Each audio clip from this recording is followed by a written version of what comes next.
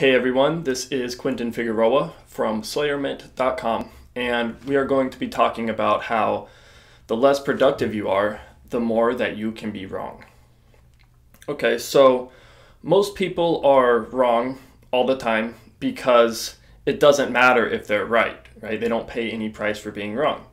And even to add to that further, that if majority of people are wrong, then it's actually more comfortable to be wrong with them than it is to actually oppose the majority of people, right? So it's more comfortable socially to be wrong. So it reinforces that, right? So their whole lives, they're trained to, go to school, get good grades, go to college, get a job, invest for the future, like all these kind of things that they're just programmed to do, and they just kind of follow directions, right?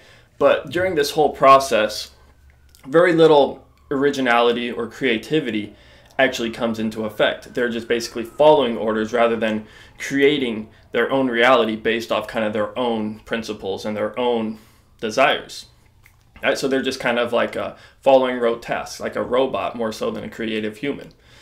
And we see this with a lot of people. And doing this, you're not really creating much growth, right? Because growth comes from actually challenging yourself, from recognizing things and overcoming these challenges and overcoming, obstacles that might stand in your way.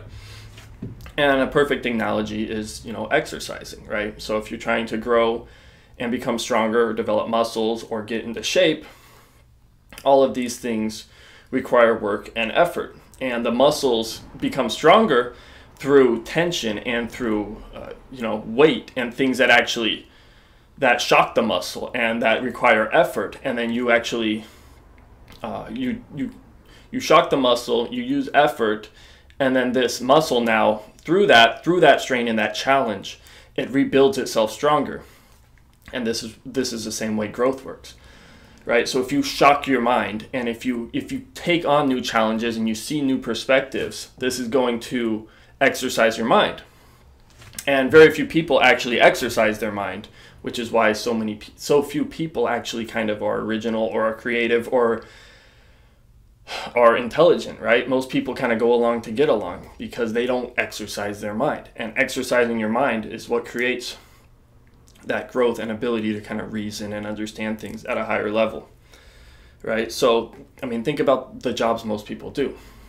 Most people kind of have menial jobs where they're just taking orders from a boss, and they're basically acting a slight step up higher than a robot, where they kind of are doing things a robot can't quite do, although robots are increasingly starting to do things humans do.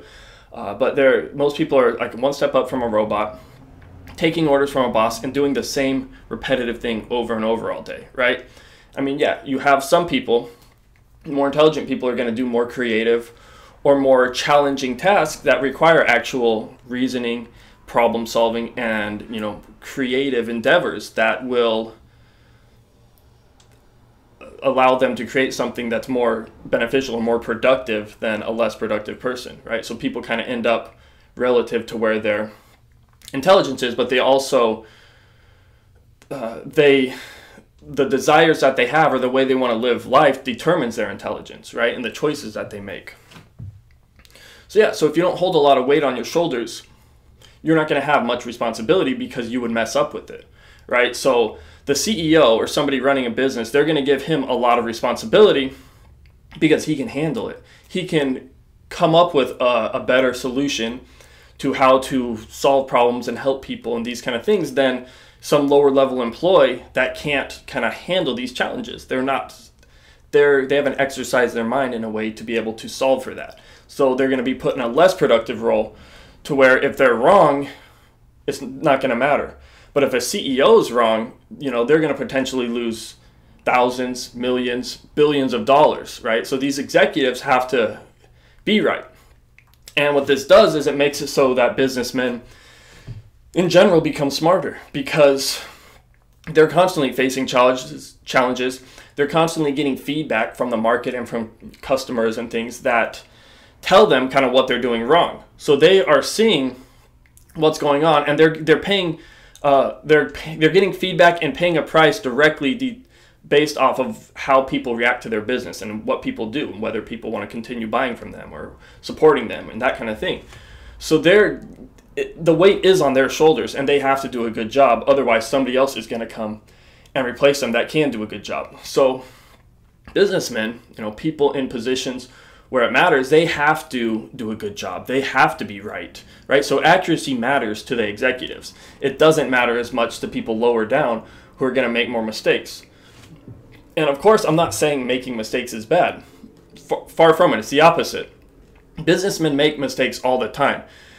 They're always making mistakes, which is why they become so good. They've made mistakes throughout their whole life. They've tried things. They've experimented. They've tested things. They've hit themselves in areas that most people don't, and they've hit themselves in emotional and challenging things. It brings out a new level of themselves, and they overcome it and they grow. And these mistakes and problems and challenges are what make them the people who can make the accurate decisions running the business, later on in their life, and once they become more experienced and developed because of this. So we should recognize that businessmen kind of have and it's not just businessmen, but businessmen are a good example because they kind of have a more wise view on things, where they have a broader perspective. They have more experience because they put themselves in that position to grow from the challenges that it's taken to get them there, right? So there's a good quote from Thomas Sowell kind of talking about this relationship. And now in this quote, he is referring to government versus kind of free enterprise businesses. So he's referring to government versus the free market. So he says, quote, "It is hard to imagine a more stupid and more dangerous way of making decisions than by putting those decisions in the hands of people who pay no price for being wrong." End quote. So he's basically saying right there, in government, people don't pay a price for being wrong. So it doesn't matter if they're wrong, right? People in government employees, they don't face the market signals that the free market does. In government, you get your salary through taxes. People pay taxes no matter what. They're forced to pay taxes, right? So people are going to pay taxes whether you do a good job or not. If you work for the police, you're going to get your money no matter what. People are paying taxes. They don't have the opportunity to say, no, I don't want to pay you if you're doing a bad job, like they do in the free market, right? So if you're in the free market and you do a bad job, your company does something people don't like, they stop buying from you. They, write something negative about you, and they start to affect your business. You have to get the money from people somehow. They have to voluntarily give it to you, where in the government, they don't. And because of this, it creates a different set of incentives, right? So people in government, their incentives aren't as competitive, or their incentives are different than that of the free market. They don't have to compete as hard. They don't have to worry about getting fired as often. They don't have to worry about doing as good of a job, because in a government system, or a system with taxes, where people are forced to give you money, if you do a good job, you're not going to get rewarded much more than if you do a bad job, right? It kind of levels the good and the bad, where it doesn't really matter, because no matter what you do, you're getting paid. But in the free market, if you do a good job, you're going to make a lot of money. And if you do a bad job, you're going to go out of business and lose a lot of money. So the risk and the magnitude is much greater in the free market. And this is why in the free market, you're going to attract smarter people, because they can handle that risk, because they have the understanding and the knowledge and the wisdom and the experience to put something together in a way where they're going to benefit from that risk rather than hurt themselves, right? And less intelligent people, less productive people, they're going to get hurt in the free market, they're going to have to change. They're going to experience adversity and challenges and problems the same way that the smart people did. And it's going to make them either have to change or suffer the consequences. And, most people should change and learn from it and grow, but that's not always the case, right? It's usually the opposite, where they'll want to somehow find a way to shelter themselves, or maybe find a safe government job, or even their safe free market jobs. It's not black and white, but they'll take a less productive role, which is less risk, but it's also less reward. And, smarter businessmen are going to take a higher risk, but it's not risky to them, because they have the understanding, the perspective and experience to handle that responsibility in a favorable way, right? They have the wisdom and experience to hold that weight on their shoulders. They're not going to be wrong with it because they understand it, right? Somebody who's better at math, it's not scary to them to have some hardcore algebra or calculus problem come to them. They can handle it. But if they only know addition and subtraction, if they see calculus, it's super scary and they don't know what to do. And yeah, they could learn calculus, but maybe they don't want to. Maybe they, have a desire to do something easier or not worry about that, or, whatever. So I'm showing you how, different people have kind of different roles relative to their desires and their decisions and things like this, right? And now if you look at sports, right? So sports is competitive, and we see kind of this same situation. In order to win in sports, you have to do a better job than the team or the opponent that you're facing, right? You have to do better. It's competitive. And what this competitive nature does is it brings out it brings people to where they need to pull themselves to a higher level. If sports were not competitive, there wouldn't be a reason for people to challenge themselves or to better themselves, right? So by needing to win, you have to be better than the opponent. And to get better than the opponent, you have to find a way to outdo them. And for them to beat you, they have to outdo you. So you both keep trying to level each other up. It's obvious, and you become better from it. You have this adversity and this struggle and this challenge that you have to overcome. And this is the nature of sports and competition. And this creates very high quality people. And if sports weren't competitive, people wouldn't want to watch them because it'd be boring, because the athletes wouldn't really be much different than you or me, or they'd have no desire to be as good as they are now, right? So you see that with sports and competition in general. It works the same way in business and in life. And what happens is we think that everyone has, or that everyone should have, an equal say in something, despite not having put equal effort or understanding into something. Some people are better at certain things. Some people have placed themselves in situations to where they are more knowledgeable or understanding in those scenarios, right? So not everyone has an equal say on why things, on decisions and the way things should work. And that's why businesses are kind of built hierarchical, where people that can make better decisions are going to be higher up. People that make inferior decisions are lower down. And it can change, people can change their positioning or whatever, but it's not equal where everybody has an equal say. Your say is relative to what you bring to the table and what you've put in and worked towards, right? So if you live, like so many people do, in an echo chamber where you never brush up against controversial information that goes against what you believe, or that challenges what you believe, or expands on what you believe, or anything like this, if you're always in this thin band of reality that you hold to be true, and you never venture further to add to that or to expand it, you're going to have a more limited view and accuracy when answering questions, or when analyzing things, and when solving problems, right? You're not using all the tools or the information that you have. You're just taking a very narrow frequency, and because of that, you're going to have a more limited view. And most people live in this echo chamber where they don't take on as much information as possible because it makes you uncomfortable. It makes you have to grow. It makes you have to study. You might lose friends. You might have to lose family. You might have to do things that are uncomfortable, and it might put you in a place that you'd rather not be. So you would avoid that, right? And that happens a lot, all the time. And yeah, so people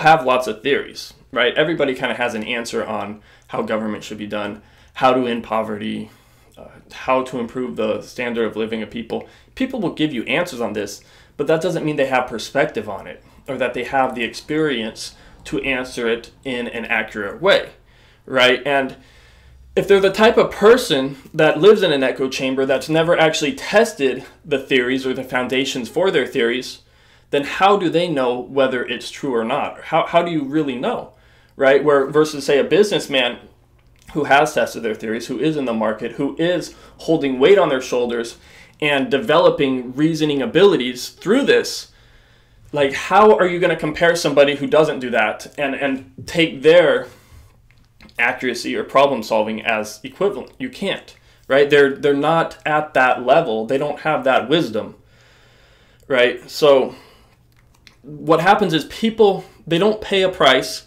for being wrong, right? So for most people, if being wrong means going back to your home, your air-conditioned house, your television, you're socializing on the internet, if being wrong means that, you're not paying a price for being wrong, right? So if you're going to say this is how something is, and you're totally wrong, and it doesn't matter if you're wrong, you don't have any feedback to know that you're wrong or to use to improve a future decision or your future decision-making abilities, right? So it's like a basketball player going out and shooting a bunch of baskets and then looking away, and then they don't care where they land. They don't need that data. They're just shooting, right? They have all these theories, but they don't care about the effect or the result of that theory.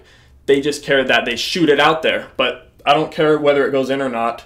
And I'm not going to have that data to determine whether I need to change the way I'm shooting, right? So, and that's what most people do. And you see it a lot. And it's because they don't pay a price for being wrong. They're not in a position to where it matters if they're wrong. And if you do that, just like how your muscles will atrophy if you don't exercise them or you don't use them, right? You're gonna weaken and become more vulnerable to being sick and things like this. If you do the same thing with your mind, you're going to atrophy your mind and your reasoning abilities. And you're going to have these same type of negative effects where if you don't exercise it, you're going to be less accurate and you're going to be unable to kind of take in information and make decisions and all that kind of thing, right? It's the same type of thing going on. So the more productive we are towards constructive tasks, the more we strengthen these reasoning abilities and our ability to kind of sniff out BS, to see how things kind of connect in the future. It's almost like an